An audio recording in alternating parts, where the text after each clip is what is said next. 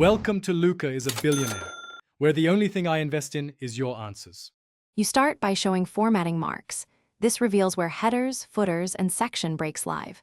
Once visible, place the cursor at the spot where pagination must change and insert a next page section break.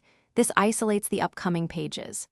Then, open the header or footer in the new section and turn off link to previous so the new section can own its numbering. This first actionable step separates regions. Make sure to save before proceeding to numbering setup. Now you configure the actual numbers. With the header or footer active in the target section, choose page number, then format page numbers. Select the numbering style you need and set start at to 1 or another value. If the first page of that section must hide its number, enable different first page and remove the placeholder.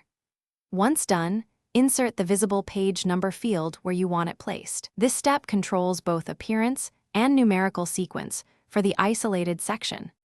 You finish by updating fields so every page number and the table of contents reflects changes. Press Ctrl plus a then F9 to refresh.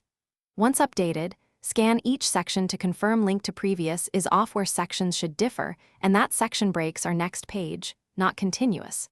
If numbers still misalign, remove and reinsert the section break, then reapply start at numbering.